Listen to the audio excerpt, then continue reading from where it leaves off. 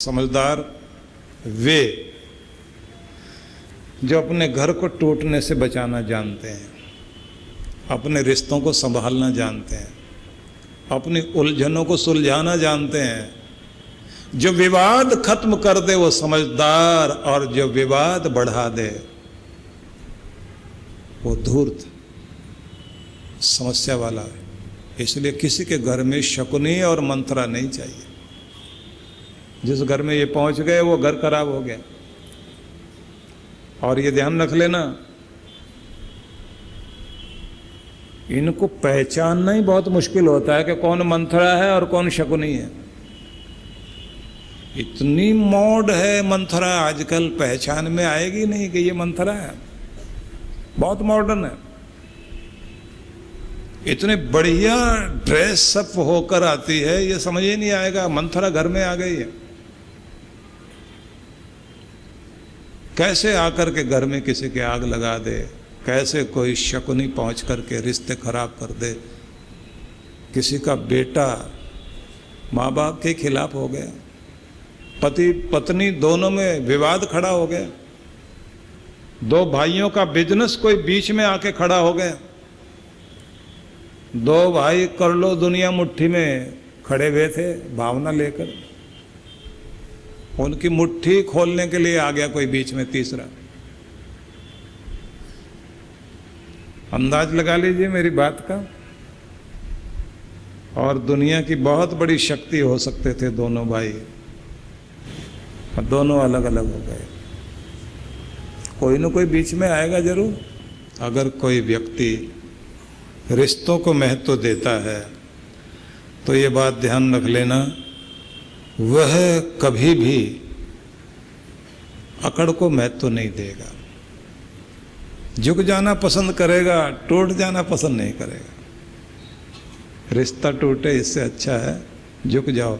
और इसका मतलब मैं एक ही बात कहा करता हूं, कोई अगर झुकता है और माफी मांग लेता है, भले ही गलती उसकी ना हो, क्योंकि वो एक ही बात जानता है कि मेरा रिश्ता मेरी ईगो से ज़्यादा कीमती है, मेरा अहम इतना कीमती नहीं, मेरी नाक इतनी कीमती नहीं है जितना मेरा रिश्ता कीमती है। इसलिए झुक जाना अच्छा है, अपने रिश्तों को खो देना अच्छा नहीं है। एक शब्द था अपने यहाँ संस्कृत में, बेटी के लिए शब्द है दुहिता, और उसकी परिभाषा की गई दुहिता दोरे हिता, जो एक डिस्टेंस में रहती है, मतलब शादी होने के बाद एक दूरी में रहकर जो अपने प्रेम को माँ बाप के प्रति और अपने परिवार के प्रति बनाए रखती है। दुहिता शब्द से अरबी फारसी में शब्द बन गया दुख्तर, बेटी के लिए शब्द बन गया दुख्तर। इंग्लिश में जाकर बन गया डॉटर, शब्द वही था। तो कहते हैं एक डिस्टेंस बना रहे तो प्यार बना रहेगा, और अगर आप डिस्टेंस बनाओगे नहीं, साल 2 साल तो बच्चों के एडजस्ट होने में लगता ही है ना। और रोज रोज आप बात करोगे। पति पत्नी की लड़ाई क्या होती है, रात में लगेगा हिंदुस्तान पाकिस्तान का वार शुरू, सवेरे दोनों इकट्ठे बैठ के नाश्ता कर रहे हैं। रात में तो आपने मैसेज कर दिया, माँ रो रही है बैठी हुई, और सुबह उसने फ़ोन करके जैसे पूछा कि बेटा हम आए क्या। अब बेटी कह दी, माँ तुम भी क्या बात करती हो, हम लोगों की कोई बात है, बात तो खत्म हो गई, हम लोग नाश्ता कर रहे हैं अभी। बीच में किसी तीसरे को आना ही नहीं चाहिए, आएगा तो काम खराब हो जाएगा। नाक का सवाल बनाओ ही नहीं। दुर्भाग्य तो ये है, सब कुछ छोड़ के जो अपने माँ बाप को, जिस घर में आती है बच्ची,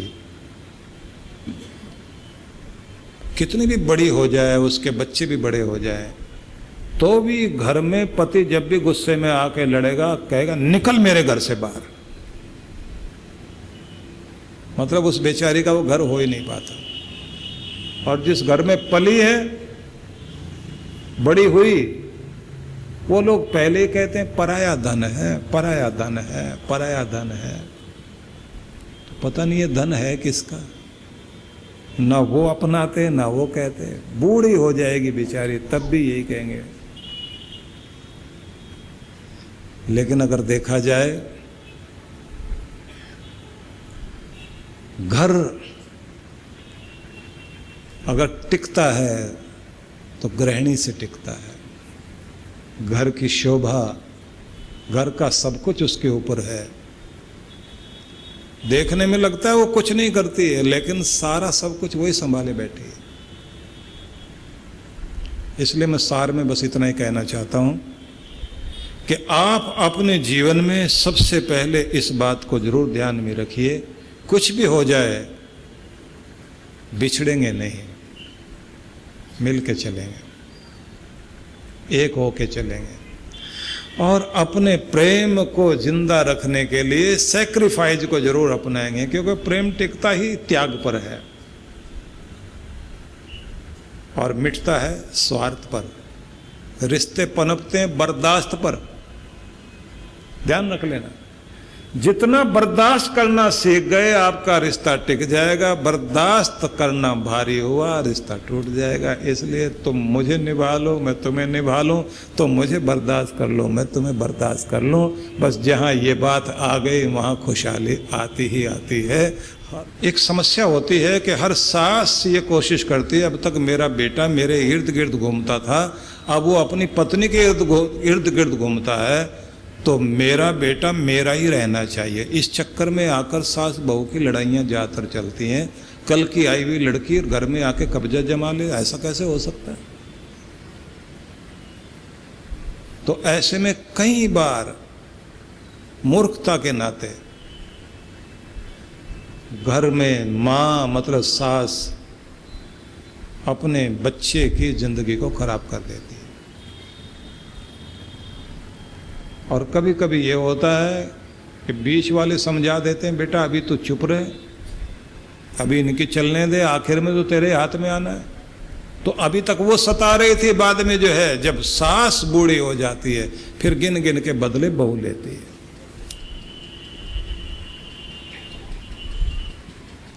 बिल्कुल ऐसे ही होता है। जैसे कहते ना, किसी तालाब में एक पेड़ था,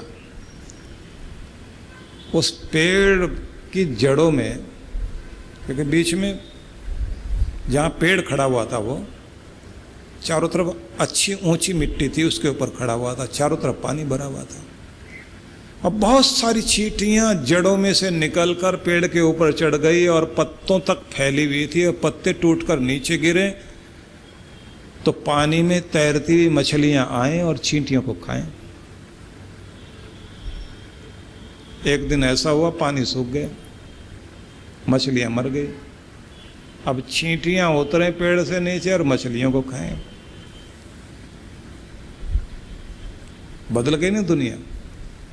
कभी चींटियों को मछलियां खा रही थी, अब मछली को चींटी खा रही है। वक्त हर किसी का आता है, किसी दिन उसका था, आज वक्त दूसरे का है। तो इसलिए भले ही चींटी जैसे हो या फिर बड़े कोई हो, वक्त तो आता ही है, पर कभी किसी को सताने की कोशिश मत करना। कहीं भी कोई किसी का अगर अपमान कर रहा है तो ये ध्यान रख लेना, वो दूसरे का अपमान जरूर कर रहा है, लेकिन खुद की भी इज्जत खोता जा रहा है, उसका भी मान नीचा होता चला जाएगा। इसलिए ज़िंदगी में जब भी आप कोई चीज़ दूसरे की तरफ फेंक रहे होते हो, वो चीज़ लौटकर आपकी तरफ भी आ रही होती है। इसलिए जीवन को कीमती बनाओ। परमात्मा ने तो आपको बहुत कीमती बनाया है, लेकिन कीमती की कीमत बनाए रखना हमारा फर्ज है, सबका फर्ज है। सोचना।